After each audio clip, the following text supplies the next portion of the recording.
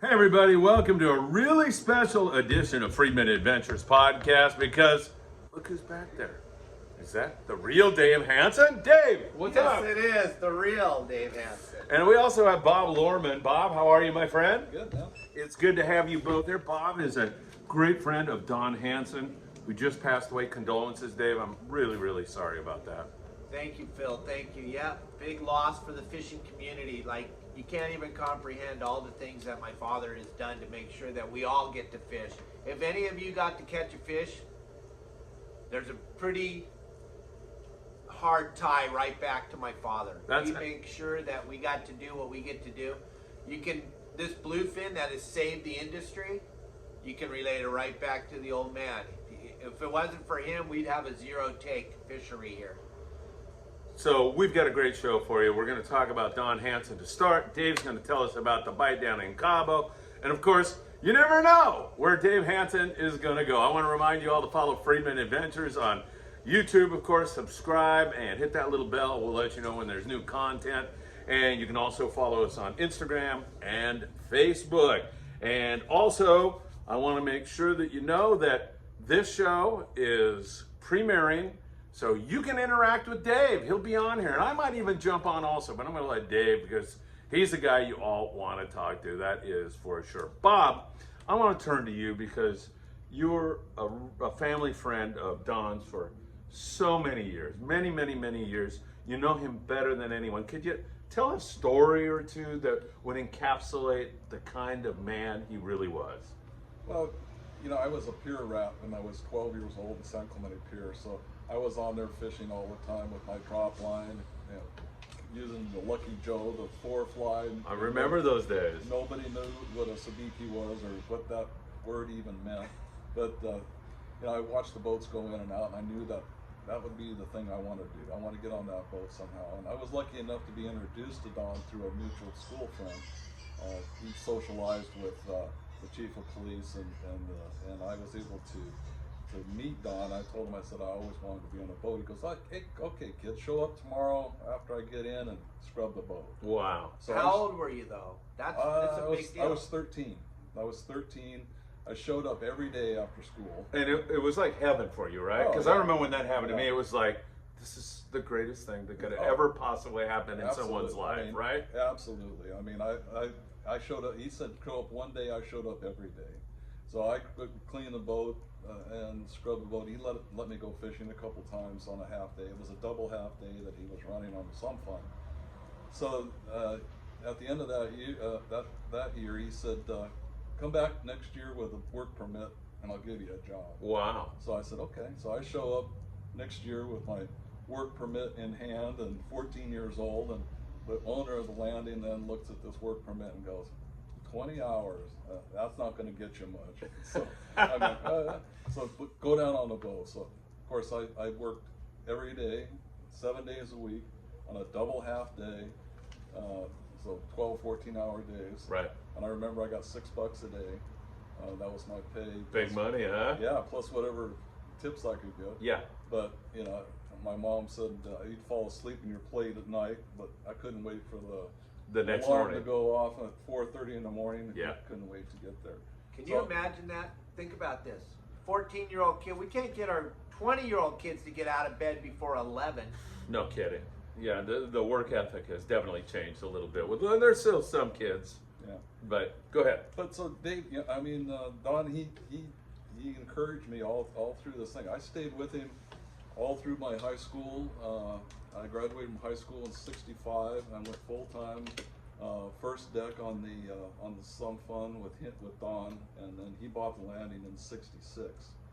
And I continued to stay working with him and the landing until I was drafted into the Army in '67.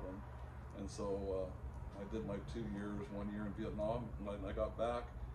Thank you for your service. Well, thank you. And he gave me my job right back. Wow. And I went and saw him, and he goes, "You got a job." And there wasn't any opening on the boat, so I was running the office, selling tickets, and running the fish truck back and forth. In those days, you know, it was a bad day if you didn't have limits of everything. Yeah, right. I remember Sam Bass, very Right, good right. at everything, right? So when I got back, I was 21 years old. He encouraged me to get a license, my Coast Guard license. I got my license. The day I got my license, he gave me the Clementi to run the Clementi 65-foot, the newest boat in the fleet. Wow, that is fantastic. I'm hearing here, I'm going to let you continue, but I'm hearing here, Don wasn't your boss. He was a father figure, a mentor, all of that. Absolutely. I mean, I got texts when he passed, you know, that they were sorry that he was like my second dad. He really was. I mean, I was part of he brought me into the family of the sport fishing. He brought me into his personal family. You know, in the off season, our season was from April until October, and then the boats went either to Long Beach or San Diego, wherever he could find a place to take the boats to do the maintenance.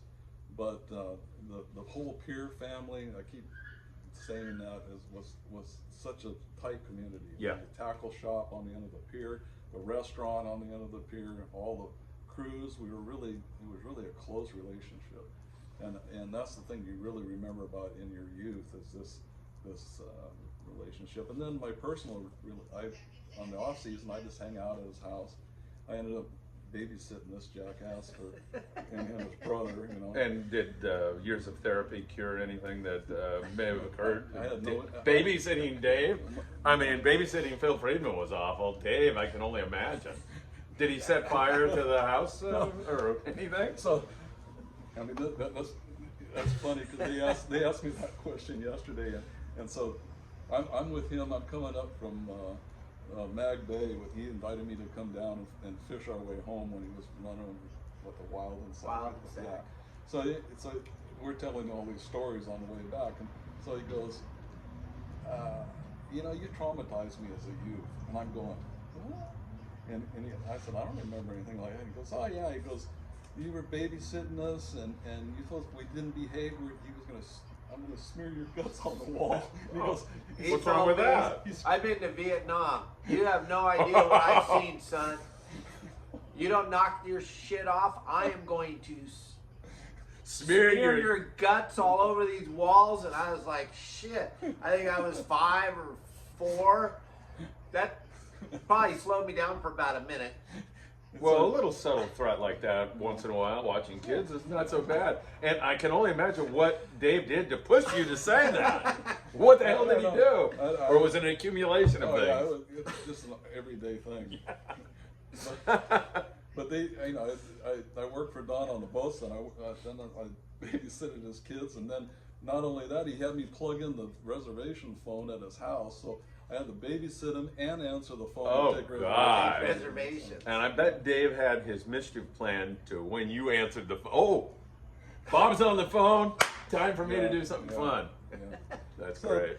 you know, anyway, I stayed with him for until I continued to run the boat on the pier, off the pier. Then when the harbor was built, for 2 years in the harbor, and then I just went across the channel. I was hired by the Sheriff's Department for the Harbor Patrol, so I stayed there for 30 years. Wow, fantastic. Yeah, so I was able to keep that contact with Don all the time because I'm just across the channel. I patrol around. Perfect. I'd tie the boat up, go up to his office, or on my way to my own boat in the harbor, I'd see his car in the lot, and I'd go in and talk to him in the office. So, and then he and I had breakfast a couple times a week. So it was a 60-year. Really close relationship. Wow, that is a long time. So it's fair to say that even though Don has left us here, he lives on in your heart. Oh yeah, absolutely. I mean, he was a really good friend. I mean, that so much you learn from him. I can hear it. I mean, work ethic, so much, right? I mean, valuable lessons when you're a 14-year-old kid that I'm sure carried you through your life. Yeah. No, I mean, he really gave me the tools to be successful in life. He really did. I mean, he was a hard guy to work for. He demanded a lot, and we produced a lot. And in those days, like I was saying, when the fishing was so good, I mean, you had no time to rest. I mean, you were running with a gaff all the time. How many deckhands were there? 2? I was a third. They called me there was no such thing as a pinhead then. I was thinking about that. You know, we were a third deck. Oh, okay. Or if there was somebody older than you, you were a 4th deck. Oh, wow. So you just work your way up, you know, over the years. You You know, when I got out of high school, then I had full time for first deck. Yeah. And when you say he was demanding, it was all so that the client on board the boat had a good experience? Oh yeah. Yeah. I mean, Dave talked about it before. I mean, it was all about taking care of the passengers. I mean, every fish, if possible, you're taking off with the hook. But you know, when you catch a lot of fish, they're on their own, or as best as we could do. But you know, we've had some. I mean, it was just fantastic fishing. Why don't you reminisce on do you have a particular trip in mind, like how great fishing was? I got a couple of them that we heard there was some. We very seldom fished offshore because fishing was so good on the beach. Yeah. I mean, you catching barracuda, bonita, smattering a yellowtail or a lot of yellowtail. So we very seldom went off. And I remember Don saying, "Well, there's supposed to be some albacore off the beach. Let's go out and look." So on the afternoon half day boat, we left at noon. We head out. We get a first stop 5 miles off the beach. Oh my God! We can see the end of That's San Clementi Pier, and we put 197 fish on the float. Oh my God! By the time we got done cleaning fish, everything was 8 o'clock at night. Oh, what year? Like when That was 65. Oh my God, that is so awesome. Yeah. And then that same year, we made a crew trip on one of the charter boats, little charter boats. There was 4 sport fishing, you know, ones you buy the tickets for, and then we had 4 charter boats off the pier, all on moorings off the end of the pier. But again, they decided they're going to make a crew trip, and it was all the captains that went, and me and John Manzanar, who had John's Fish Market. Yeah. He worked for Don for many years too. And you were feeling like a lucky guy, right? Yeah, and so I'm like, I think I'm 15, 16. John's 2 years older than me. They take us as the chum, and you can fish and all this kind of. So we get in this spot, and all the captains, Don, names, you guys wouldn't need to know the names, but all the captains were back there, and they're lift pulling fish. Oh my God! Full speed, lift pulling the albacore. We're 10 miles off the beach.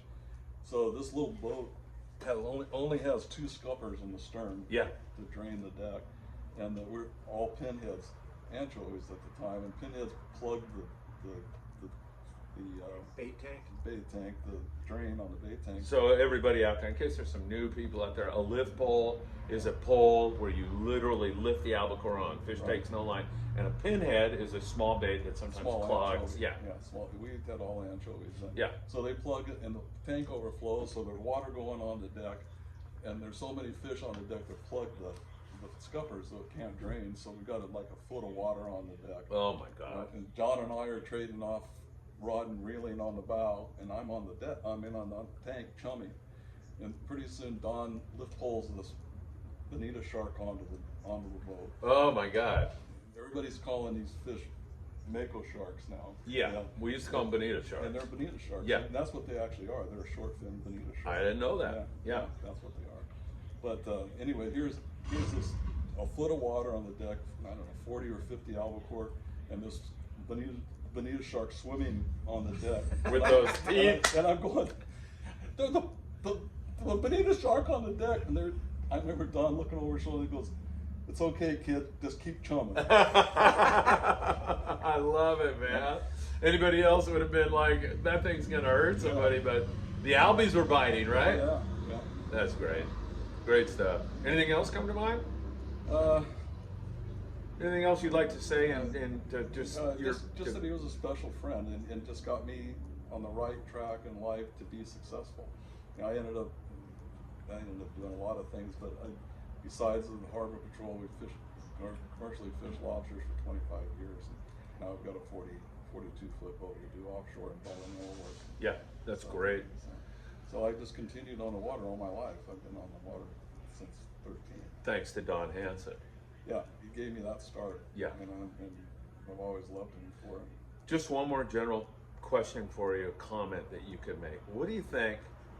I mean, I can see what this outdoor experience, the valuable lessons you learned, and the positive effect it had on your life. What do you think about all these kids nowadays who are staring at their phones and never ever go outside anymore? They don't meet people, they don't get out in nature, no vitamin D, all of that. What, I mean, I know exactly what you're talking about. And you know, something I forgot about, and this is a great story. I have a 14-year-old grandson, Jake, and he's grown up fishing with me because I have a boat, and I've taken him on several different trips offshore. You know, I've on the Fury, and he's caught his yellowtail. He's on his first bluefin, and all this stuff. But he loves fishing. So today, this summer, he came to me and goes, "I need a job." And I go, "All right." So I called Donna. I said, "You got anything open in the office or anything?" Dave's sister. Yeah, Dave's sister, in the office in the sport fishing. And she goes, "Well, send him in and all this." And so he went in, and she actually gave him a job, you know, cleaning rods when they come in and cleaning the office, and then he pinheads on the boat once in a while. But Great, fantastic. Yeah, I know. I mean, here it comes around, you know. Yeah. And I called Don and I said, "Get this." I go, "Jake's 14. He's working for the landing." He goes, 60 years ago, I was 14. Working for the landing. Man, that it just all over again. That's great. But that's, you know, you were asking about kids and all this kind of Yeah. stuff. He's out surfing, you know, and doing all That's that kind of great. stuff. So there's some, I know it's a Yeah, there problem. are.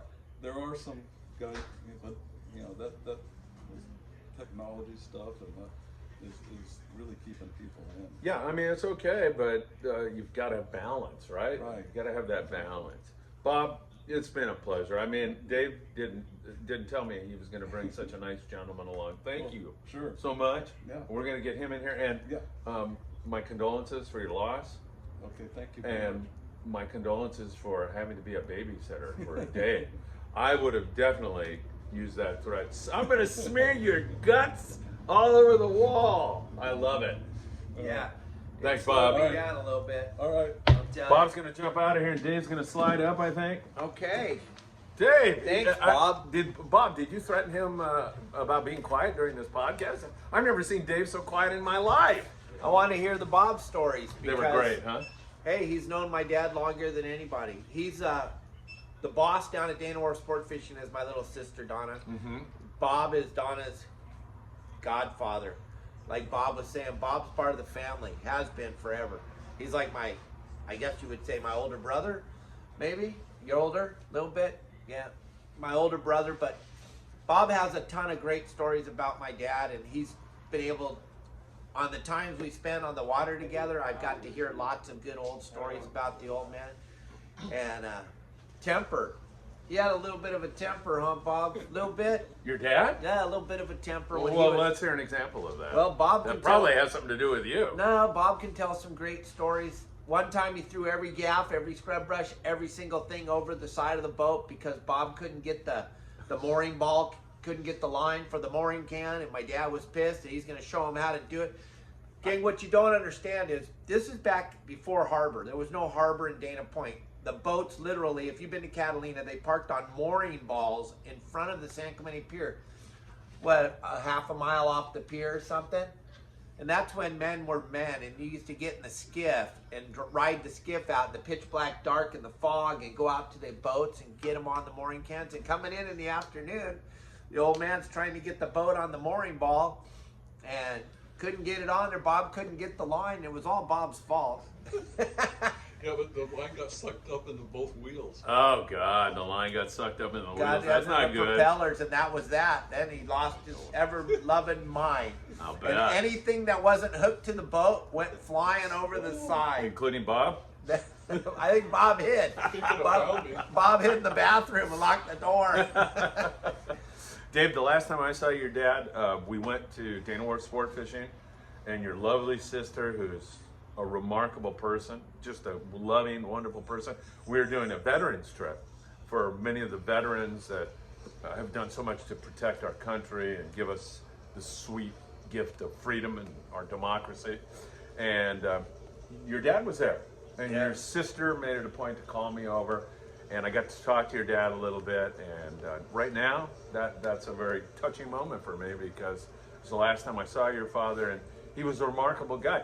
One of his great talents, you tell me if I'm right or wrong, was to try to involve everybody in this great sport, to try to involve them in terms of doing, fishery management, to get them out fishing. It was to get everyone involved, and he was great at that. He could bring people together.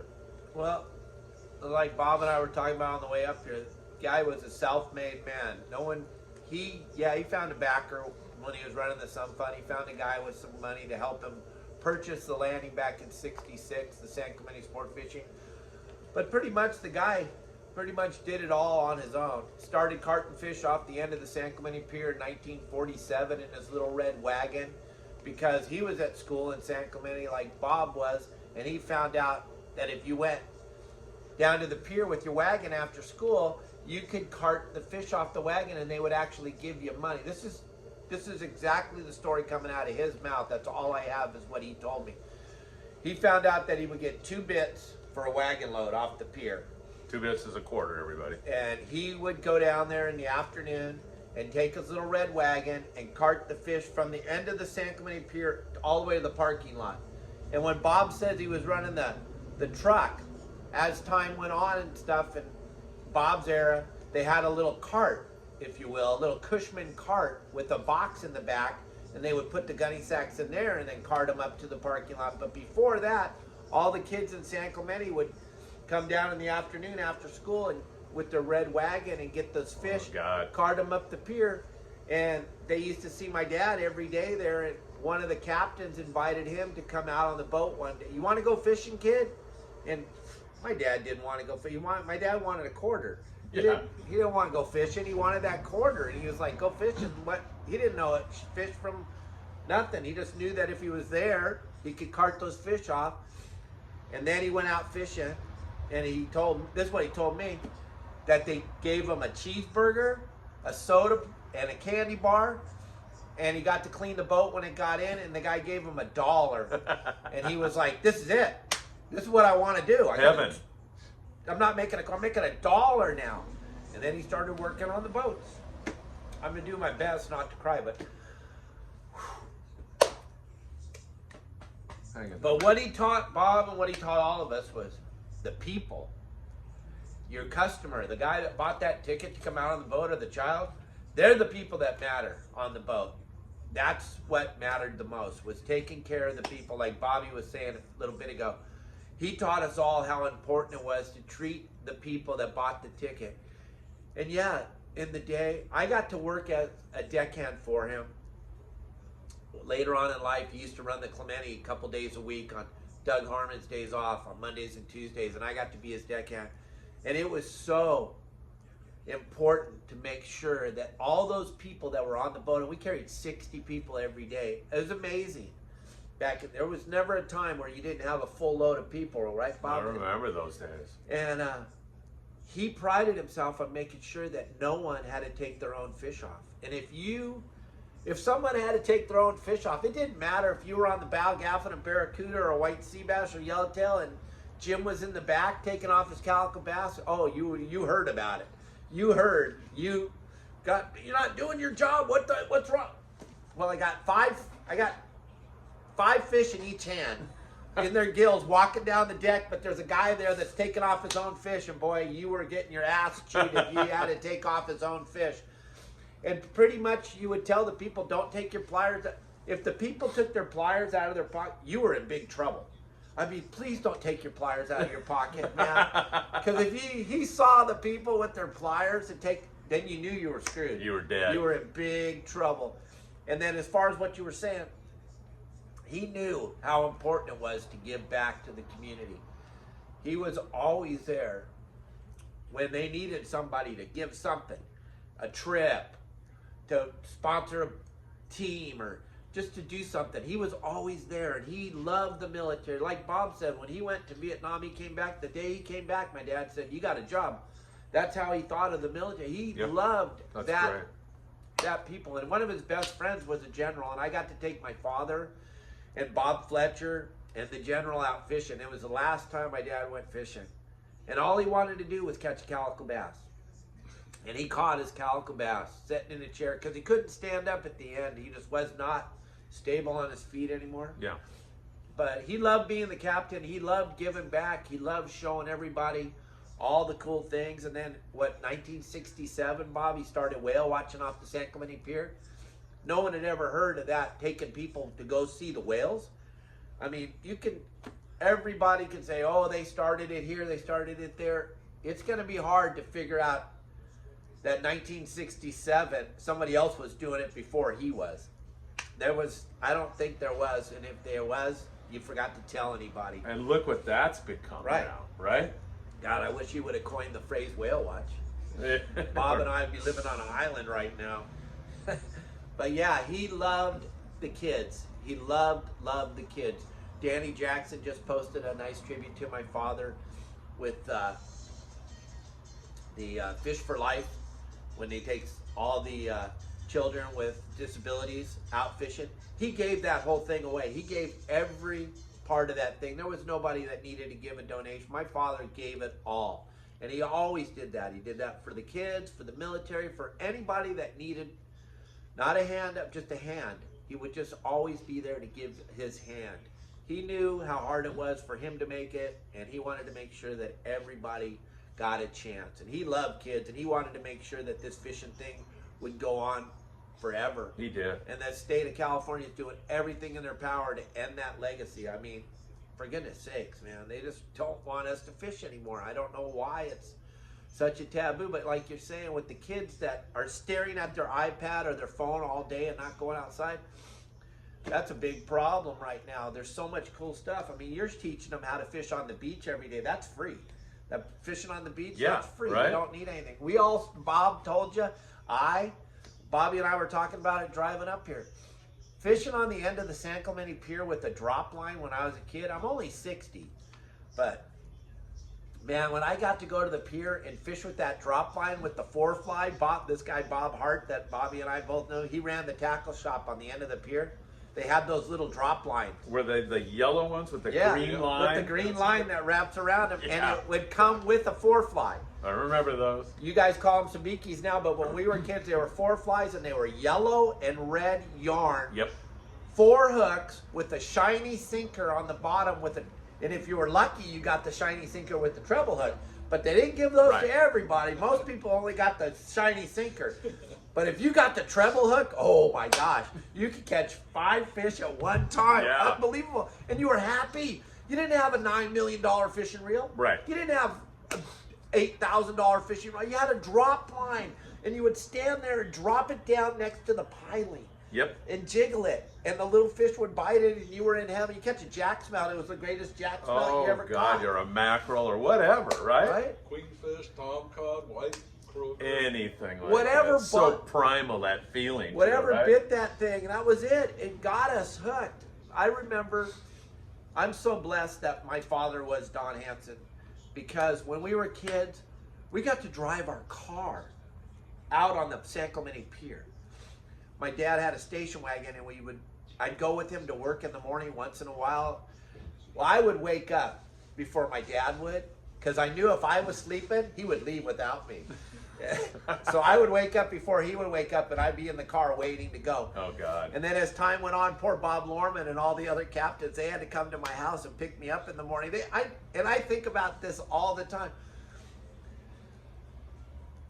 I'm tired as a captain, working every day, running all these trips. I'm super tired. I can't even imagine how tired these guys were. And they had to go to my dad's house in the morning, go to the boss's house, and pick up his snot-nosed brat kid to take with them to work in the morning at 5 o'clock or 4:30 in the morning, then go to the pier and do all the they had to do, get the dinghy, hoist that thing down into the water. Here's the snot-nosed boss's kid. But man, I'll tell you what, thank you, Bob, and thank you, Ray Dwayne, and all the captains and all the people that did that, because, man, it was a bitchin' experience growing up on the end of the San Clemente Pier.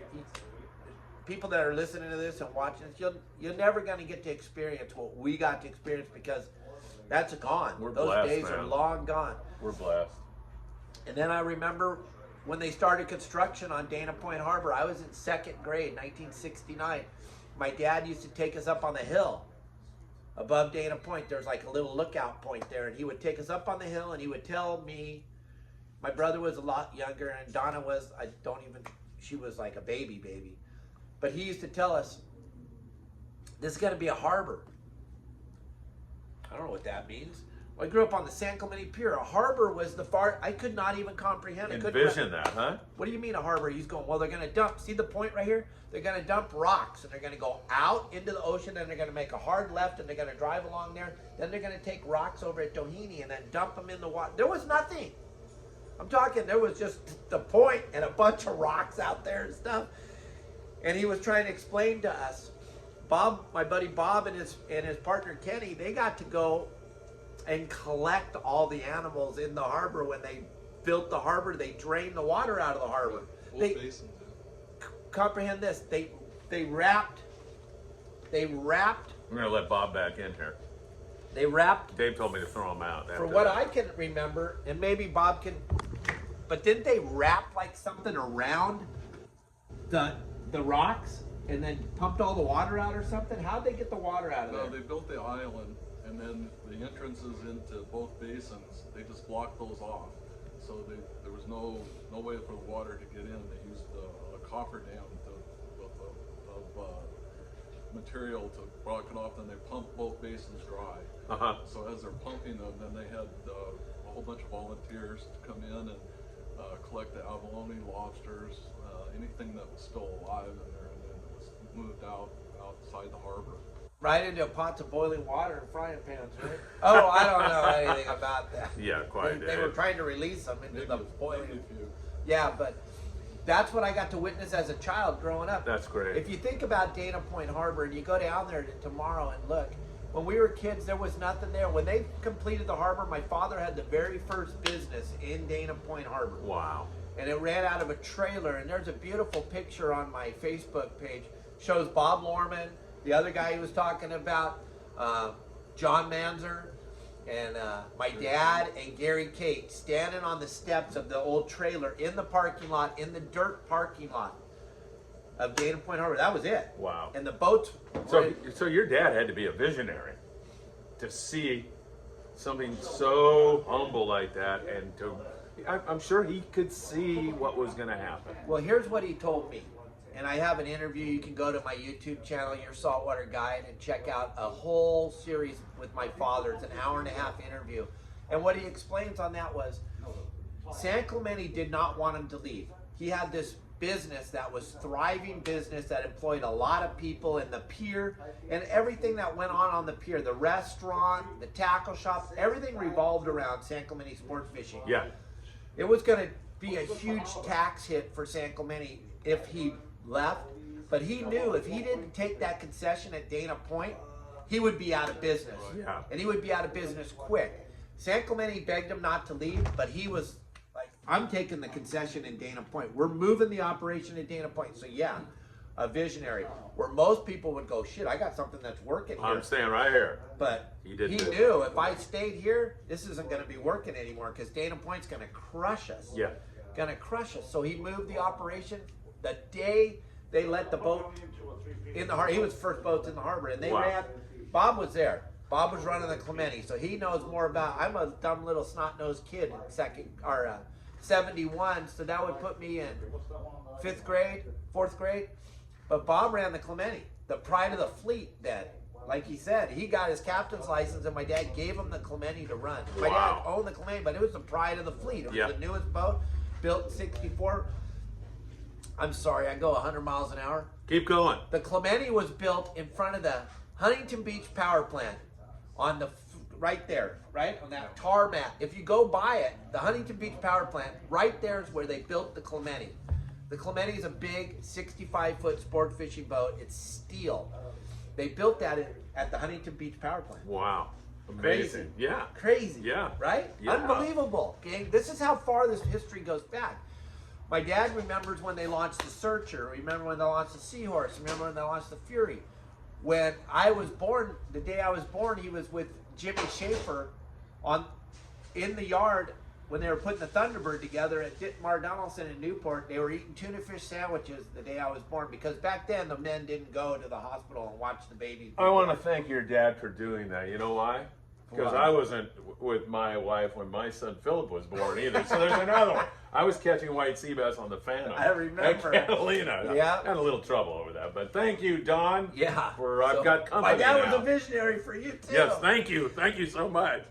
Oh, I got a great story about Good. the Come Clementi, on. yeah. Give us a story. Let's hear about it, Bob. the Clementi. So the Clementi was launched in 1965. So, and it was at Lido Shipyard in Newport Beach. Right. So there's a big giant ceremony. This is February 1965. I'm 18 years old. I'm still working. I don't have a license. So anyway, it's a huge event. There's hundreds of people that are invited to this thing. And it's traditional for the crew to get thrown in the water when the boats launch. Okay. Yeah. So I love it. We've got Norm Barbary, that's the captain, and we've got his deckhand that looks like a football player. So trying to get him into the water is not going to be an easy was task. not easy. So it takes 5 of us to get this guy in the water. So you guys are wrestling with this guy? We're wrestling, and he takes all 5 of us in with him. So we're dripping wet. There's other people laughing, and all of a sudden we start grabbing other people. Now it looks like lemmings going off the dock. Old ladies, all these old men. There's like 50 people. Oh in my the God! water, in the water. That's a great story. And so, Did my mom go in the water? no, your dad and mom hid. They were too smart. I mean, this was unbelievable. So my friend and I told my mom, I'm 18 years old. I said, I'm not drinking anything at this thing. And they have this bar set up with a plank with all these booze bottles in the back. And Kenny, my friend, reaches over and gets us each a bottle of Jim Beam. And he goes, here, drink this and we'll get warm. Too funny. And it just goes on and on, And so, but I had to go back the next day with my dive gear. Don bought me my first set of dive gear. I thought he was doing me a favor, but he actually wanted me to go get all the anchors back. Yeah. But I had to come back the next day and get all the purses and glasses and everything. Oh my Oh gosh. God, that is hilarious. And these are just the things that, being Don Hanson's son, these are all the cool things that had to happen back in the old days. And Philip has the same type of story, but he was up in Redondo Beach. Right. The same type of thing was going on up there. I mean, this is back in the 60s. There was some amazing things going on. My dad built that Clementi, him and his partners built that Clementi in 65, and he took that boat off the San Clemente Pier. Now, Bob was in the service, so he didn't get to go, but his partner, Kenny Nielsen, got to go on this trip of a lifetime. This is back along to the Cortez Bank. Ooh. With a compass and an old radar. That's Yeah. it. No Loran That's it. Sea or anything? Nothing. No, yeah. There was nothing, and they drove that boat all the way to the Cortez Bank. My dad did. No fathometer? They had a. they Oh, had you a- did. So you're looking for the bottom all the way. Where is it? That was back when the photometer first came out, the papergraph. Right, Because right. they used flashers before that. Bob has a great story of the old man looking at the looking at the photometer, trying to see where Clementi Reef is, and Bob's young kid trying to do his best to do exactly what, because he doesn't want to get yelled at. My dad had a temper, remember? So you don't want to mess up. The last thing you want to do is mess up. I gotta tell this. Yeah, you got to tell this. So I'm holding the anchor. I'm ready to put this thing over the side. Yeah. And I'm looking up in the wheelhouse, getting ready for the signal to drop the anchor. And Don's got his aviator glasses over his head, and he's squinting into the meter, and I think he's smiling, but he's squinting. So he looks out over at me, and he throws his hands up in the air. Because he can't find the spot. I let the anchor go because I think this is no. this is the signal, and he's still going forward, and I'm just like, The anchor's going. Yeah. It didn't. Luckily, nothing got in the wheel. Oh my God. I think that was the first time I got fired. How many times did you get fired? I don't know. Quite a few. A lot, too many But to I count. usually got hired back the next day for a little more money. I'm sure. Oh, that's great. So you were happy when that happened. Guys, did you have that feeling, like you talk about driving out on the end of the San Clemente Pier, your father's Don Hanson, when you first got you're scrubbing a boat and you're doing that, didn't you feel like the big shot like that? I remember people walking by Basin 3 in Redondo, and I'm scrubbing the boat, and I look up at them and I'm thinking, man, I made it. I'm special. Oh, yeah. I'm scrubbing a boat. I made it. As a kid, it was such a great feeling, wasn't it? Oh my God, yeah. it was the best. Yeah. You were the king of the mountain, Yeah. And then you guys, Bob will tell you, Dana or San Clementi Sport Fishing had uniforms. They all wore a uniform, shirt, and when you had that shirt with your name on it, that was it. Now you were it. Oh you my had God, made that it. was big, right? You had That and hip boots. and then I was going to tell you, That's absolutely red right. ball hip boots, Yeah. man. If you got a pair of hip boots, Yes. now you're it. Now you're wearing them to, like, you know, a little league or You whatever. never didn't wear You wanted to show everybody. Yeah, absolutely. I got walk hip up boots. and down the pier with these things on. Yeah. Like I'm you the got those boots on. You're You're the shit. in. special. Yeah, I'm absolutely. the shit. I'm it. Absolutely. And those boots, if you think about this, I know now we wear these tough yeah, extra boots tough or whatever, and Yeah. they weigh nothing. These hip boots weighed like 10 pounds a piece. Yeah. And you wore them, and your ass was tight, boy, because you walked up and down the pier or wherever you went. Like Phil said, you went to a little league game. You had your hip boots on, man. We went everywhere. We were in great physical shape, man. That's funny. That's funny that we all think this way. Yeah, I know, right? I mean, it is so weird that we have all this in common. And the old time, because there's a lot of old timers that watch this, Durr and all you guys. You remember the hip boots, though? You had to have hip boots, but then you Yeah. rolled them down, and then you rolled them back. They went down, then they went back up. It's hard to imagine. Very rarely did you ever wear them all the way up to your crotch. Yeah. I mean, Maybe when I was chumming or something, you know, when I was on the tank or something. maybe. Yeah, but very rarely, right? Yeah, and also when you were chumming with your hip boots on, the way you tucked them and rolled them, there would be anchovies in Totally. those god. Oh, yeah. At the end of the day, they would be caught in there. Oh my God!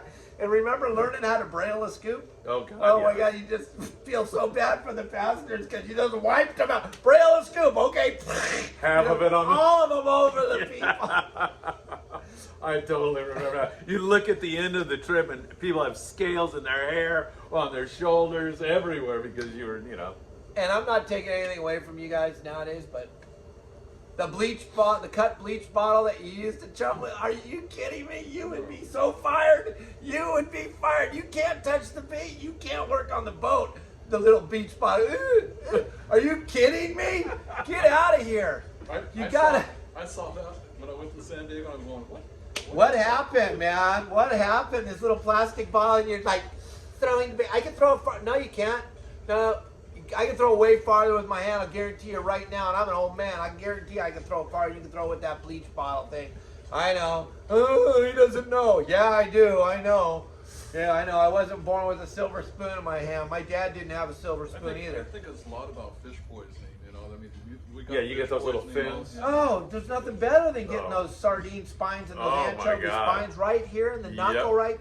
There's nothing better. That Ouch. shows- Yeah, you're a man. Yeah, that's for sure. Your hand's gonna fall if you're in intensive care. You can't put your arm down because you got fish poisoning. Yeah. I'm just playing. Calm down. Don't leave a bunch Yeah, of these guys are crappy pissed at comments. you now, Dave. I'm sorry. You're a man. I know. I know. You got blue hair. You're cool. You're red. No, I don't. No blue hair. But this is just growing up on the pier, learning a work ethic. Right, You know, like yesterday we did the show for Pete. right. You're on And- Pete Gray's show. Yeah, and it was a I tribute listened. to It was my great. dad. Fantastic. And there's a bunch of people like Bob that have gone on to be very, very successful in the industry that started their career with my father. Franklin Presti. He couldn't wait to be on the show to tell everybody. He used to get to steer the old Clementi back to the pier. When Bob talks about the old Clementi he worked on with my dad, that was like the real fun. It was an old wooden boat. I never worked on the old Clementi. You worked on the Sun Fun. Yeah. But Franklin Presti worked on the old Clementi. Uh-huh. That With your dad? With my dad He as was the a deckhand, captain. or- No, my dad was. Frank was his pinhead. Oh, wow. Frank was 10 years old, 11 years old Uh-huh. when he worked for my dad. Another guy worked in the out of the trailer, Steve Lasley. Oh, wow. He's kind of a big deal. Oh, my God, Franklin yeah. Presti's kind of a big deal. These all guys 100%. started and they These are the relate big their names in the success industry. right back to my father. He taught us all a work ethic that you can't match. He taught you how to take care of the people. Yep. And that translates into great business. Absolutely. As you move forward. Dave, you mentioned if you catch a bluefin tuna, you have Don Hanson to thank for that. Explain a little bit more about why. Well, my father saw once again, the visionary thing. Yeah. He saw that there needed to be a voice for us, the fishermen, right, Bobby? There had to be, someone had to stand in the gap, and my dad didn't have to. He'd already been successful. He had 9 sport fishing boats at one time. He had Dana Orr Sport Fishing in Dana Point. There's not a lot of people that have that resume. He could have just sat back and relaxed and just said, okay, I made it. But no, he decided to go out there, and Ken Frankie and a lot of the guys don't like this, but he went into the political field where we need help. And he got on we need it right now. He got on everything that was possible. Pacific Marine Fisheries Management, the Tropical Tuna Council, the NOAA, the Sport Fishing Association of California. He was very instrumental in all the board members, sat on the board, chairman of the board. He was everything. If you were to Google Donald K. Hanson, Google the man, you're going to see hundreds and hundreds of pages, but the accolades just go on and on and on. He was there quietly, behind the scenes. He didn't need, not like me, he didn't need everybody to know what the hell he was doing. He really was humble, wasn't he, about all that stuff? Yeah. I mean, even I didn't even know what the hell he was doing. Then when I would find out, and I'd go, what about the salmon, Dad? That we're not even allowed. He goes, well, I'm working on that. You're working on salmon? That has nothing to do with Southern California. Yeah, but it does. It has to do with all of us because it has to do with the fisheries. Fishing. Ground fish, one of the most boringest things. He was right there. He was right there fighting the fight for us to make sure that we could catch red snapper, that we could catch picacha, that we could trying to get that cowcod thing back open again. All those things, he was constantly behind the scenes making it happen so that you and I, Bob, we can take our kids and our grandkids and go fishing. He knew that somebody better stand in that gap. He might not have always been right, but he was there. No one else wanted to be there. No one else wanted to do it. You know, a lot of people, oh, well, your dad is just... Hey, he was there. You weren't there, so shut up. You don't really have you can't really say anything negative because you didn't go. He went to flew all over the world trying to make sure that we were going to get to catch bluefin. Because if you think back to 2013, 2014, it was a zero take. Zero take bluefin. Bluefin saved the sport fishing industry in Southern California in 2015, 16. 100%. It saved it. Yeah. And it's still saving it. If he hadn't have done what he did to make sure that we got 2 fish, they wanted us to have none. Remember, the bluefin were extinct. Right.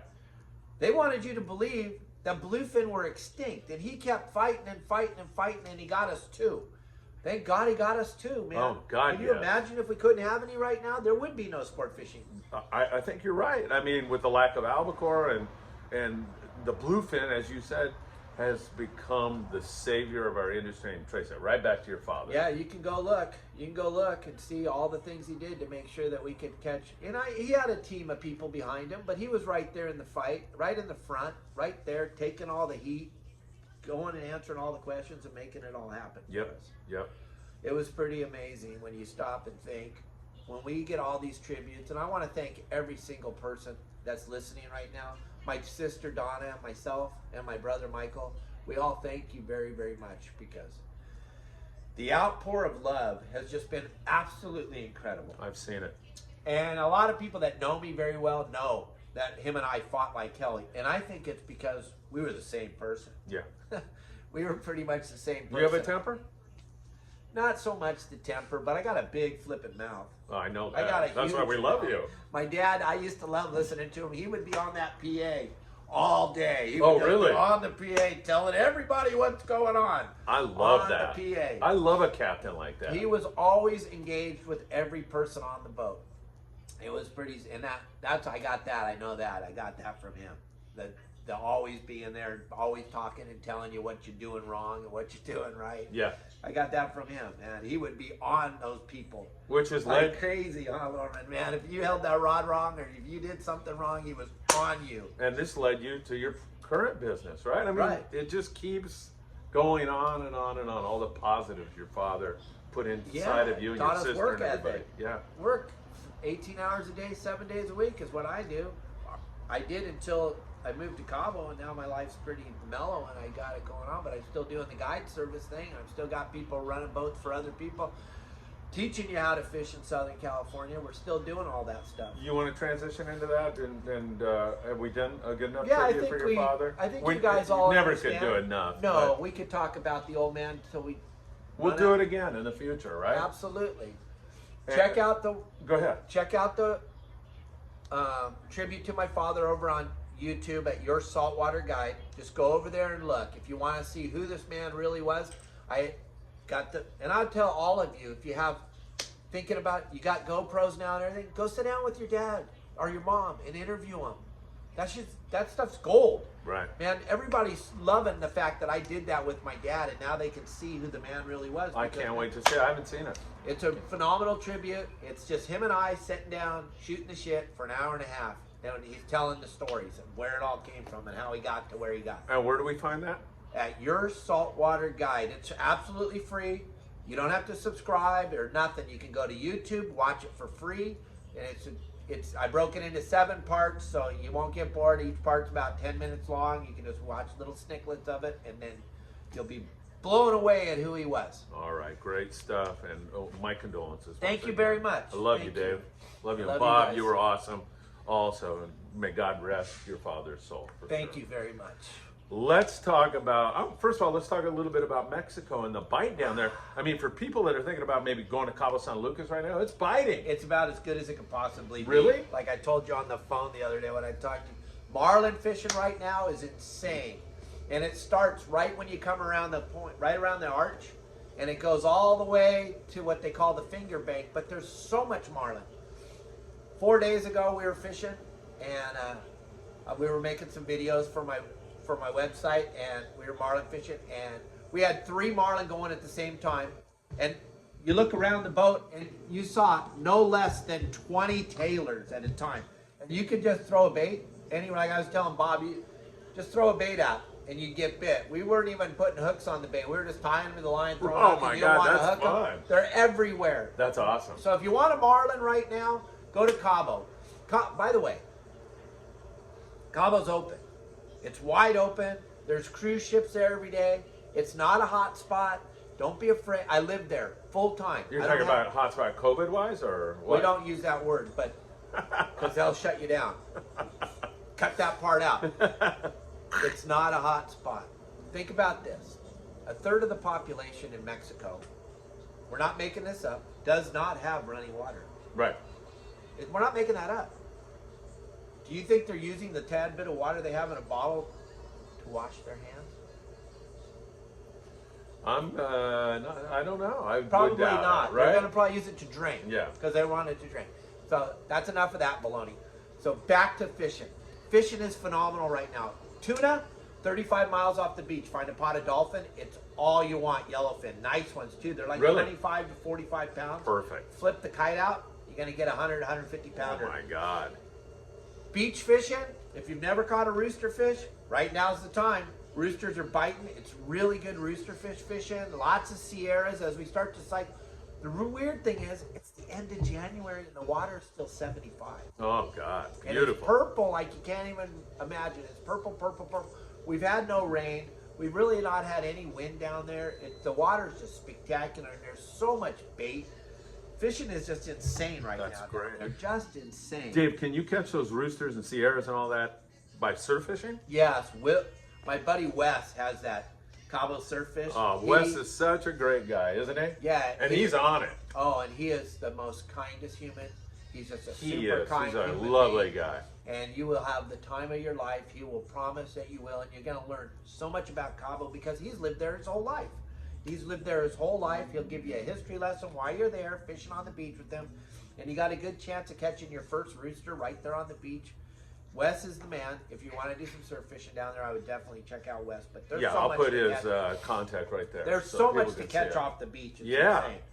insane. And you're in paradise. I love walking the beach in Baja California, especially down there in the Sur, down in the southern part. It's beautiful. The water's pristine. It's gin clear. And there you catch some trophy fish. Yeah, and it's safe. Safe. Yeah, safe, Dave, I think I'm glad you brought that up. Because every time I drive across the border, I say, hey, I'm going to Mexico. Oh, They go, be careful. You're going to get your head cut off. Be careful. We live there.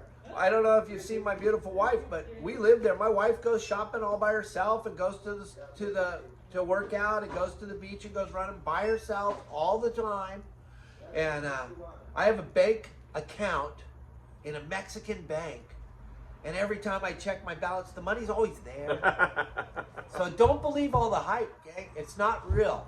The hype's not real. No, I mean, It's super safe. And the people, lovely. you know what they want to do? What? Help you. Yeah, right. Exactly. I've had that experience. Let's go outside here on Pacific Coast Highway and find wave someone- somebody down. See and if someone say, will help us. Can you change this? Help me change Help the me do tire?" anything. Yeah, right. Exactly. You got any water? Anything. Yeah, you know, you juxtapose people saying, "Oh my God, be careful in Mexico."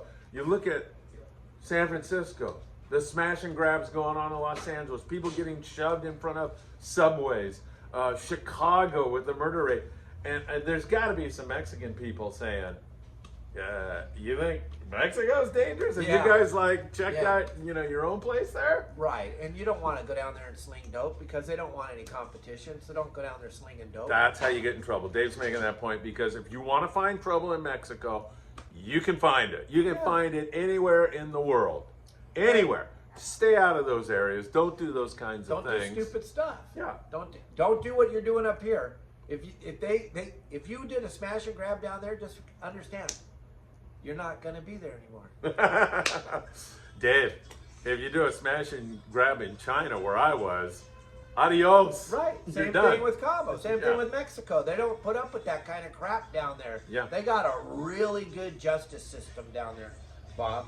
Bob's a former police officer. He would love to be able to perform that kind of justice that they perform Well, down there. Bob, you know very well there's no writ of habeas corpus in Mexico, so it's based on Napoleonic law. So you're presumed guilty. Here you're presumed innocent. In Mexico, you're guilty and you got to prove you're innocent. So it's a little different. You want to not do stupid stuff. Right, don't like do Dave something said. stupid. It just does. If you're not going to do it at your house, don't do it down there. But I have 2 cars down there, registered down there. We have Mexican insurance. We drive around all day, every day. If the police pull you over, you just have a conversation. Don't be scared. Right. Don't be scared. Don't be scared. Just have a conversation with them and find out why they pulled you over. And there's it's usually a misunderstanding, and you're going to drive away, and there's not going to be any problems. There's no problems down there. I'm just trying to reiterate the fact. Phil talks about it all the time. He loves Mexico. So do I. I do. There's nothing to be afraid of down there. Turn off the news and go enjoy yourself. Dave, if somebody wanted to go to Cabo and fish, who would you recommend? Do you have any? I have like quite a Pisces few. Fleet, or I know Tracy very well, but I have quite who a do you few- recommend? I have quite a few friends that have boats. And like you had our good buddy Sean Morgan. He's running my old boat down there now. He's doing charters down there Yeah. in San Jose del Cabo. He wants you to call me if you want to book that, so the number's up there for That's you. a beautiful Hatteras. That's a great thing. It's a little high ditch. You're not gonna. There's from Pongas for $300 or $400 a day up to $7,000 or $8,000 a day, depending on what level you're at. And you can simply email me or send me a message, because for me to list all the boats, we're gonna run out of time. Plus, we're gonna hurt people's feelings because we didn't talk about their That's right. boat. That's right. So you can call me or Email you. email me What's at the email? yoursaltwaterguide.com. Your- yoursaltwaterguide at yahoo.com. At Yahoo. Yoursaltwaterguide at yahoo.com. I will help. Whatever you want, we'll steer you in the right direction, get you on the right boat, whatever level you're looking for. Perfect. Let's talk about your business. What is it exactly? I mean, I know what it is, but tell everybody out there how they can improve their fishing game with your saltwater guide. All right, so I basically have built a website in the last 5 years that caters to you, the fisherman. Whatever level you're looking for. You want to learn how to fish on a sport boat and be the best passenger on the sport boat? Because that's a big deal, to be the best passenger. We don't care if you're the best fisherman on the boat. You got to conduct yourself as the best passenger. That's what we're all looking for as captains and crew members. Yeah. Phil, remember? We know the guy, and then we have the guy. You don't want to be the guy, you want to be the guy. Right. I teach you how to do all that. Plus, if you have your private boat, I'm really into that. I've been teaching people how to take fish on their private boat or how to drive their private boat. So I built this beautiful website called Your Saltwater Guide. Go to yoursaltwaterguide.com. You can check it out. I have a 14-day free trial I'm offering right now. But here's what it is. We have over 400 plus how-to videos. Just how to fish. Wow. Just how to take care of your rod. Just how to fish the jig. How to fish the kite. How to rig your kite. How to fly your kite. How to rig the balloon for your kite. How to fish a balloon bait. How to fish for halibut. How to fish for tomcod. How to fish for calico bass. How to fish for mackerel. Whatever. That's great. I cover it all. What a resource. For $4.99. That's what it costs a month to be a member. Wow. Okay? What a bargain.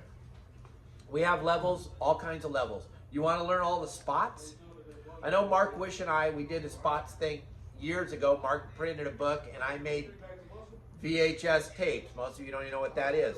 But we made VHS tapes. Yep. Danny Jackson and myself went out and mapped the whole California coast, and we gave you a plethora of videos. And back then we charged $39.95 for the video. All those spots are still there. They haven't moved them. No, they're still sitting It's right still there. weird that the spots are still there, but what I did was I digitalized it all, and now it's available on your phone. You can just whip your phone out. Let's say you're at Catalina and you go, your saltwater guide, Catalina hotspot, boom. You can have all the spots. And I have thousands and thousands of spots. But not only do I give you the numbers, but I teach you exactly how to fish them. You want to anchor up when the wind's blowing out of the northeast at this rock. You want to anchor up when it's a downhill current on this rock and an uphill current on that rock. What do I do when I get there? How does it look on the fish finder? What does it look like on the landmarks? We cover all that. I don't know anybody else that's ever done that for you. You can buy that. That's just one part of the website. You can buy that for a little up fee, but it's pretty easy. For $50, you get access to 1,000 spots. Wow. I have a personal forum where you can go and you can ask me any question you want. If I can't tell you the question, I'll make up a video for you and I'll post the video That's on great. the personal forums for you personally. You want to know something, you'll be shocked at how many people want to know the same thing but are afraid to ask. Yeah. There's no dumb questions, ladies and gentlemen. And there's no negativity on my website. I don't have Good. any negative. Good. There's nobody, oh, you're a booger eater, you said that. No neg. I don't allow negativity on my website at all. There's plenty of negatives. Go outside. You don't need to have negativity on my website. And then here's the one that everybody loves, the game plan. You got to have a plan when you go fishing. You do. So every Thursday at 3:30 in the afternoon, I give you a game plan that covers the plethora of what's going on out on the water. I give you a coastal game plan. I give you a Catalina game plan. I give you a Channel Islands game plan. I give you a San Clemente Island game plan. And I give you an offshore game plan. I break it all down so that you can go to what you want to do. You want to catch bass on the beach? I got the game plan. What do I do on the game plan? I tell you where you should be, 5 different spots in each area, 5 different spots in Santa Monica Bay, 5 different spots at the Horseshoe, Great. 5 different spots in Newport, all the way down the coast, same with Catalina, same with Clementi, and we put that out every Thursday. Most of us have a job, so we only get to go fishing on the weekends. Yeah. Or we did have a job before this whole thing happened, but a lot of people used to work. They used to go to their job, and now they only get to go fishing on the weekend. Well, now they go fishing every single day, which is bitching. I love that. But I post the game plans on Thursdays so that you got somewhere to go Friday, Saturday, and Sunday. That is awesome, and it is invaluable because so many guys, they go out to the bait receiver and they're asking the guy in the bait receiver, hey, where should I go today? And the guy in the bait receiver is like, I'm on the bait receiver. He hasn't been off that bait receiver in his whole life. The bait receiver has no motor. He has no idea.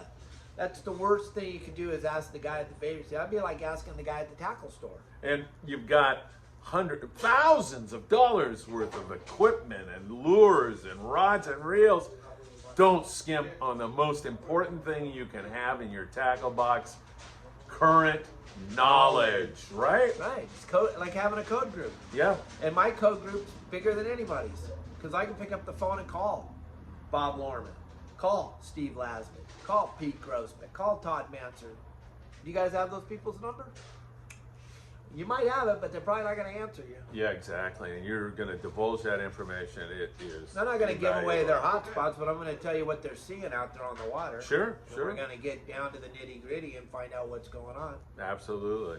Anything else? It's been a remarkable show, Bob. Wherever Bob is, Right behind you. I love Bob. I mean, I just met him, and I feel already a friendship, my friend. So many great stories, and you know, your service to the country, and a police officer, all of that. And Dave, you choked back to tears a few times. Yeah. It's real. It's fair to say that your father lives in both your hearts, and that you're going to Absolutely. carry on And everything my- he taught you. And my little brother and my little sister, they're having as rough a time as I am, believe me. And we all really appreciate the outpouring of love. And what I want to say real quick is Phil Friedman's put together the most spectacular podcast. If you're into fishing at all, there's so many good people. I watch this thing all the time. Thank you. Like I told you when I came in here, I just loved the last one I just watched, the Michael Folks. And then Tom Durr. I mean, we grew up with Durr, listening to Durr. Durr's from Dana Point, San Clemente, Newport Beach. We know Durr good, and we got to listen to Durr talk on your podcast. There's a lot of legends on Phil's podcast telling the real stuff. It's pretty cool. I appreciate that very much. It's really Coming from cool. you. Coming It's from- really cool, gang. If you haven't got into these, and I know I have a phenomenal amount of followers, so a lot of you are getting turned on to this for the first time. Look around. He's got some really cool stuff on there that you're really going to like. Dave, you're very kind, I've got to tell you. And you and I go back a long ways, man. We Long really ways. do. Philip didn't even know he was helping me catch fish, and he didn't even know it because, man, I used to have to fish in areas that I'd never been before, and I could go on. Back in the day, Phil had 976 tuna, When it was a phone service. and it was a phone call. You called it, and we had these giant sat phones back then that looked like a suitcase. Right, I remember. And I would put, if the weather was too, we always wanted to go to Clementi. When I was running the boat, that's where our destination was, San Clemente Island. Yeah. To catch calico bass. That's what you went to Clementi for, gang. Once in a while you caught a yellowtail out there. Once in a while a stupid baby bluefin, like a 20-pound bluefin, would come by the boat. But you went to Clementi to catch calicos. Yeah. It's hard to believe, but people used to like to catch calico bass. God, it was good. And then we called them bull bass, and you went to Clementi. Yeah. Everybody wanted to go to Clementi. Yeah. But sometimes the weather would be dog poop. But I had a trip, and I would have to turn. And I remember one time, I'll never forget this, the barracuda are biting down below San Diego at Imperial Beach. And I'm like, I have no idea where to go, what to do, but I know I'm going to be there before the fleet because I had to turn, and I'm going to be getting down there at 4 in the morning. I went on to 976 and I listened to Phil, and he had the captains on there telling you exactly what they caught in Imperial Beach that day. And I showed up there and I was right in the middle of the fleet. We were whaling on the slime stick. Yeah, 976 was the poop back in the day. It was it. You were visionary, like crazy. I got man. lucky, yeah. You did, but you were a visionary. I just like, I remember when I started it, and I was putting flyers on cars, walking the landings, and I was a teacher at Bishop Montgomery High School at the time, and I remember like going, hey, 2 calls today, wow. And then like, whoa, 4 calls. Oh shoot, we're down to 3 calls. And then a college professor guy that taught me at Loyola, Pete Hoffman, calls me one morning, he goes, have you seen the LA Times this morning? I said, no. And he goes, the guy frickin', it took up the whole sports page. It's Dial-A-Fish. And 4,000 calls that day. Oh my gosh! And then it just stayed like that for many, many years. So I got lucky, Dave. Yeah. I got lucky because I worked with good people like you. Thank you, buddy. Yeah. Well, we all appreciate what you did for us because you helped the industry back then a lot. You helped the industry a lot. My dad used to say that all the time.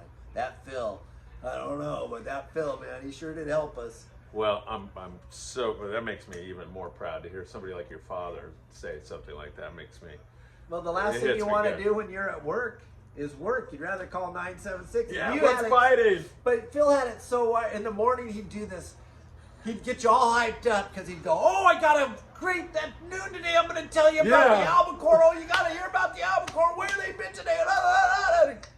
Then he'd hang up and you'd be like, "God damn it! I got to call back at noon now to find out what the hell he's talking Another about." $2. bucks. And then he It's goes, called chumming them up. and he Yeah, had totally, we were on totally. the corner, man. We were eating every bait. We were right there. Call it noon, and he'd go, okay, well, listen. I was going to have the report for you guys at noon, but you know what? The boat hasn't called in yet, so you're going to have to call back at The 4:30. 6 p.m. update. Oh, my God. We'd be like, come on. I totally remember that. It was so much fun, man. It was a labor of love. I loved it, man. It got toward the end where if somebody asked me what was biting, I was ready to go out and shoot up a high school because I just, I'm over it. I've been counting fish for 30 years. But you were the voice. Thank you. You were the voice. Hopefully I still am. You were the voice of the industry, and then my little sister got to know who you were, and she loves all the sister's great. tributes you've done for her and the family. And let me, before we sign off, We got is plenty of time. There was a museum on the way to I fly fish, so I drive the 395 a lot back and forth. Oh, okay. And one day, my wife and I decided to pull into Manzanar. Oh, shoot. Okay, this is crazy. We go to Manzanar. Have you been there? The old Japanese Internment concentration camp. Internment camp. Oh, Yeah. Right. We sit down. We're gonna go into the theater, and we're gonna watch this. You've never show. told this story, but I can hear what's coming. We're gonna watch this show, and I'm all excited because they had some trout on the wall, and they were talking about trout fish. I'm like, I want to see what the hell they're talking about. And we sit down, and the thing starts. And it's Phil Friedman telling the story. I'm like, are you kidding me? I go, Kelly, this is my friend Phil talking. And she goes, you know this guy? I go, I know him really well. And I'm just like mesmerized. It's my buddy Phil. And you didn't even tell us you did that, dude. It's called the Manzanar Fishing Club. Oh, and my God. Corey and Richard invited me to do some of the voiceover in that.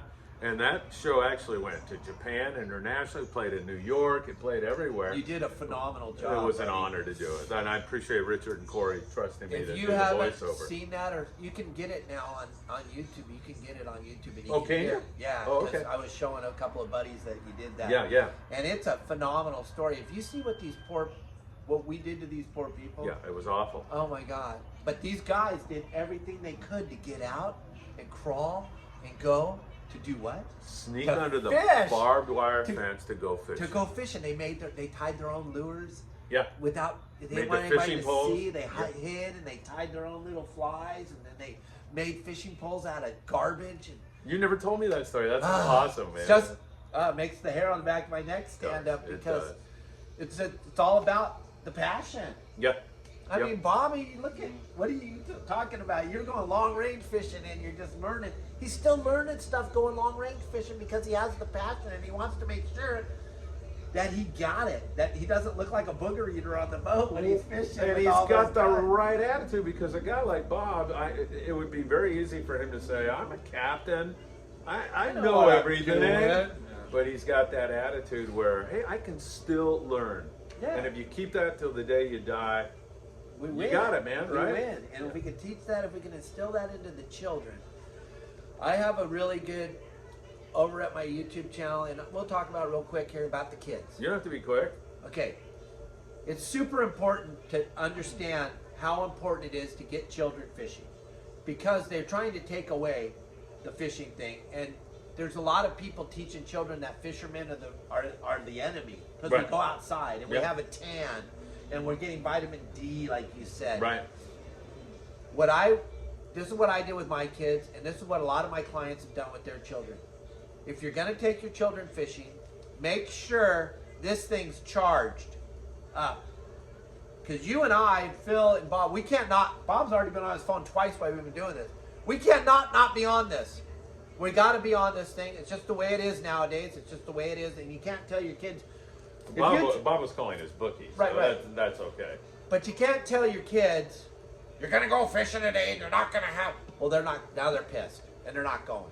You got to let them have this. They get to play their games when they go because you probably suck at finding fish because you're not part of my website.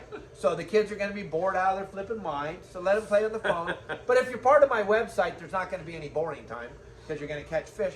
But listen, you got to let them have the phone and you got to make it fun. And if they catch a mackerel, it's not, oh, you caught a goddamn. No, it's the greatest mackerel. This is the bitchinest. These mackerel are so good to eat. Shut up. Don't say they're not. They're great to eat. Tomcod. Well, we don't catch those anymore. I don't know where they went. Cycles. But jack smelt, mackerel, calico bass, whatever. And not, oh, it's another short one. They don't know. Right. Take those fish, put them in the bag. Not the short ones, but take those fish, put them in the bag. Listen, I know you're not going to eat them. I already know that. On the way home, stop it. They like McDonald's, they like Jack, whatever. Get some fish, get some McNuggets or whatever you call them. Get some of that crap, because they eat it. Put it in the bag. Get home. Tell them, get cleaned up. I'm going to cook your fish. I'm going to cook your fish. I'm just telling you, this is gold. Give them the chicken McNugget. Tell them it's their fish. It's the mackerel. All of a sudden, now they like fish. Another thing, when you get out there fishing, don't take them overnight fishing for tuna. That's stupid. You just lost them. And I don't care. Once they're done, they're done. They're never coming back. That's if true. Wahoo are biting at the bait barge, they're not going to go. They don't care. Right. Because once you make it suck, it sucks. Right. Don't take them overnight fishing. Don't. Take them if you don't have a boat, take them half-day fishing. And make it about the whole experience. Right. Get them a cheeseburger. Get them an egg sandwich. Get them some candy bars. Get them some sodas. I know your kids don't. Make it fun. Make it as fun as you possibly can. 100%. And every fish someone catches, let them go see it. Let them touch it. Let them feel it. That's the thing's missing with a lot of captains today. I'm not taking anything. I love all of you. But God, when you got kids on the boat, you got to make it cool for them. Every fish that gets caught, every stingray, every bat ray, every shovel-nosed shark, everything, bring it over to the kids and let them touch it and feel it. And let them see what's going on. And if you're fishing and the kid's standing next to you and you hook a fish, if you wind it in and I'm by you, I'm hitting you in the head with a brick. Let the child wind it in. Oh, I don't care if it's the biggest mackerel you've ever caught in your life. Let the kid have Let that them wind it experience. in. And they're hooked. You're afraid they're going to lose the rod? Put your hand on it. I'm not. I let them hold the rod, and if they lose it, they lose it. It's a great story for them to tell all their friends, and they're going to tell the story for the rest of their life. But stop making it suck. You got to make it fun as you possibly can. And every fish is the best fish ever caught. That attitude and that advice can not only go to fishing, but anything out there. Like when I was teaching in China, I wanted those kids to come in and have fun. Because, let me tell you, kids in China have a very rigorous schedule. Chinese teachers drilled them into the dirt. And I mean, they turn out to be good students. I mean, you look at the kids in Shanghai and how high they are in the STEM studies and everything else, it's remarkable. But I wanted them to get a little break. So I made it fun. Same thing with fishing. They want to go to Phil's Yeah, class. they want to have fun. You know, sometimes it would spiral out of control, and I'd have to yell for a Chinese teacher to come down and get them under control for me. But most of the time, it was a great, great experience and a lot of fun, and that's really the key. Make it fun. And this is what I tell my private boaters. When you're in a wide open mackerel bite or a wide open any kind of bite and the kids are catching fish, stop. We got to go home. Don't wait till they quit. Stop it when they're biting, when they're having the most fun they can possibly say. We got to go home. And leave them bite and go. And go. Because you know what? The next time they were going to go, can we go fishing, Dad? Yeah. Dad, can we go back out fishing? You win. When they ask you, can we go fishing? You just won. Yeah. Your heart's going to swell up. You just won. And if you're, think about this. Those of you that are married or have a spouse or whatever, they want a break, and the kids ask dad, or moms too, moms fish. They ask mom or dad, can I go fishing? You just gave your spouse a break. You're taking the kid fishing. Everybody wins. That's right. But if you wait till it sucks, and never go when it's windy, never go when it's rough, and you got eyes, you can see if the wind's blowing when you show up. Right. Take them to the park or take them somewhere else that's Do funny. something else. Go get some ice cream, but don't go out when it's windy. Don't go out when it's rough, and end when it's good.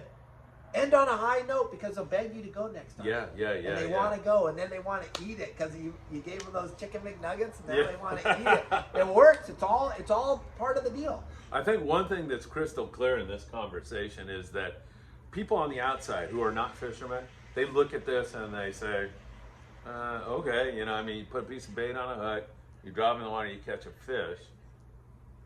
But you guys have shown that there are so many lessons to learn by going fishing. It's more than catching the fish. It's the adventure. It's nature. It's the great outdoors. Work ethic. All the things your father taught you two guys. It's all of that that makes fishing such a great adventure with a learning lesson for kids. And when you make it fun, as you just said, you got it. You got it. And Yeah, you hit on a really good note. I mean, Donna at the sport fishing, she runs the kid camps. Yeah. And so my grandson started when he was old enough to go. I think it's 9 or 10 is when you can start. 9 through 14. Yeah. On these kids camps, and they're full. And the kids are, I mean, they love them. My grandson's been on all of them since he was old enough. But I'm surprised. I took him down the first time, and here's these kids. They look like they're going on a long range trip. I mean, they got their extra tufts on. They're pulling their the tackle box. That's great. They're fired up. and yeah. they're just fired. And you're going half day fishing basically. And you they know. just don't even care what if they get a bite, they're stoked. They're happy. Yeah. Yeah. It's great. And if they don't get a bite and their friend did, they're stoked. They Yeah. got to see their friend catch a fish, right? Yeah, Yeah. absolutely. The first trip my grandson went on, I gave him my bass rod to use for the half day stuff. So they send me a pit. He goes on to Clementi, you know, the boat that I used to run. Yeah. He's on this thing. They send me a picture of him. He catches a 60-pound black. Oh, God. On the bass rod. On the bass rod. How bitchin'. You're never getting him off That- the boat now. no, He's no. done. That's indelibly etched in Yeah. his mind, right? He'll never forget And that. you're talking about the captains, you know, and treating the kids special. I go on the American Angler on our long range Yeah. trip With Brian? With Brian Yeah. all the time. I go a couple of trips a year. But I was telling him about my grandson, and I said, well, he's only like 13. He goes, bring him. Just bring him. And I go, no, I think he's too young for this tuna fishing. He goes, bring him. So I bring him on a day and a half, and it's really good fishing. And I figure that I'm going to have to Take care take of him. care of him. I don't have to. He's got 2 crew members on the kid the whole time. Wow. And I mean, it was the most unbelievable experience for him Oh. and me and everything else. So what you're saying about the crew taking, you know, special care of the kids, I mean, it really shows. And you know, and they came back to me and said, you know, you got really a nice grandson. Oh, He's God. really polite. He thanks us for everything. So I mean, it all comes around. It does, and I'm glad you mentioned the American Angler because Brian does we had Sam Patello on a recent podcast, and Sam, of course, was on there with Brian at one time, but they do a fantastic job. They really do. I really do. I just got back from a Guadalupe trip, and it was, in all my years of fishing, it was the best. Really? And Brian said it was one of the 3 greatest trips he's ever been on. Yeah. So what were you guys catching? All you Big want, yellows? No? The yellow's up to 50 pounds. Jeez. All the yellowfin you want from 90 to 125. Wow. We brought back 20,000 pounds Oh. on a 6 day. Jeez. Crazy. The And loop. and What a the reason magical why we island. brought back so many is that the charter master was donating it to an orphanage. Oh, that's great. And they- Even better. And Yeah. they were with the process. The processor did it for free, processed the fish and they were there to pick them all up. God, that is Nice. awesome. Bob, thank you so Sure. much. It's been a real pleasure. Pleasure Thanks to for be sharing some. And Dave, my old buddy, I love Thank you, Philip. Thanks for having us here. Thanks Thanks for so letting much. us do this for my dad. Appreciate it. And we man. really thank you. And we'll be answering questions. Yeah, Dave will be Right. with you. All right. Hey, don't forget to follow us on Facebook and Instagram. We'll be live from 22nd Street Landing tomorrow night at 7 p.m. You'll be able to join Sean Roberts and Michael Potvin from the new Pride, not the new Pride, but the Prides out at 22nd Street Landing. And of course, we thank you all very, very much. This great memory of Don Hanson. This show will live on for a long time to come. Thanks, everybody. We'll see you again soon.